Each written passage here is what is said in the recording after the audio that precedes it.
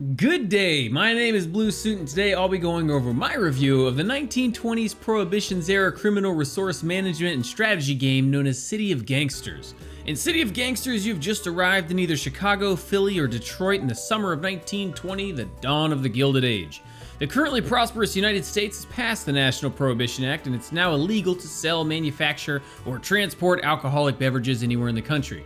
You arrive to town with a handful of cash and a family connection to a local business who's willing to help you get you on your feet. And although alcohol is illegal, there's still a strong demand for the substance and a healthy profit for those willing to take risks. The game begins with a lengthy but necessary tutorial that covers the vast fundamentals of creating and growing your booze empire. The primary systems for your success, however, aren't just in supply and demand, but players will also need to rely heavily on their social skills, as maintaining trust and respect are just as important as having your warehouses stocked. When you start a new game, you get a minor character creator, and then you can choose what city you want to play in. From there, you're dropped on a random street corner in that city, and you'll need to find time to explore the surrounding neighborhoods to see what your options for production are and what the locals are buying. City of Gangsters isn't just all about beer, but all sorts of historically accurate alcoholic beverages like moonshine and fruit wine. And your starting operations usually only have the means to create the cheap stuff. Exploration is key in the early part of the game, as in one of my playthroughs my business nearly went under because it took me so long to find somebody in town who sold the small bottles necessary to make Applejack. Sourcing these goods isn't as easy as just finding a bottle salesman, but actually being able to get them to trust you enough to sell to you, especially if those goods are illicit. This is where City of Gangsters' trust-based mechanics really shine, as you'll need someone who already likes you to introduce you to other members of the community when you're getting started. Eventually, those new faces become friendly and they bring others into the fold, spreading your influence around the city. One of the most useful byproducts of trust are favors. Accrued as people's trust in you rises, these little tokens of gratitude have a huge variety of uses, from acquiring control of new buildings and expanding your territory, to learning a myriad of useful, illegal skills and making introductions with police officers or potentially new crew members. And if you find someone who really likes you, who has a business in a key location, you can even talk them into using their building as a front for your criminal activities, further expanding your reach as you take over each street corner, building relationships and extorting people for protection money. And there's a delicate balance there for most people you meet. You'll be making them happy by giving them the alcohol they want and completing side quests for them, but then if they're too happy, you can always use that to squeeze them for a bit more money. Once you've really started expanding out in City of Gangsters, the game starts to take off a bit more. Until you have a few businesses set up, it can feel a bit grindy and repetitive for a few reasons. First of all, the street level art style doesn't do much to make these communities feel unique, and all of the streets start to look the same after a while.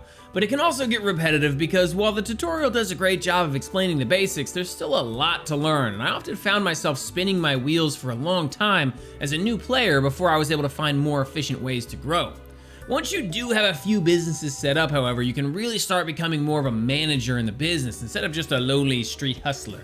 There are loads of businesses you can choose to create. Some are standalone practices that require you to purchase ingredients, like a backroom cider operation where you buy apple juice to create hard cider.